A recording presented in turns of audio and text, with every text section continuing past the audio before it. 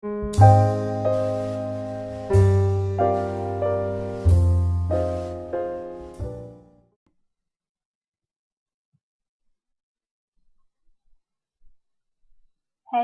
Building was built in 1824 for the Morrow family and was occupied by them for 114 years, and then Robert Maxwell lived what he described as the best council house in the country from Oxford City Council for 32 years.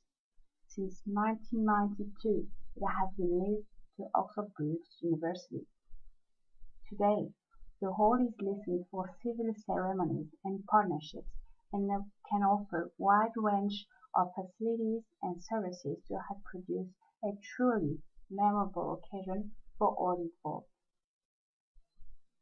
The venue is suitable for up to 130 guests, and the higher charge includes parking, exclusive use of the reception rooms and grounds, and a dedicated event manager to coordinate all the services. The original Victorian stained glass window on the stairs showing Samsons at the gates of Gaza was damaged during the war and replaced by the Maxwells.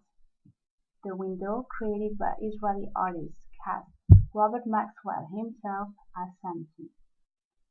He has around his neck a large pendant which is supposed to decorate the head of Penelope and to indicate that behind every successful man there is a female presence.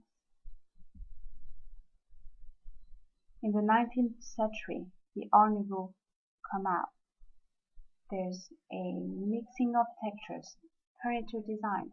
There's sleek surfaces that can be enriched by exotic wood and ornamental lace.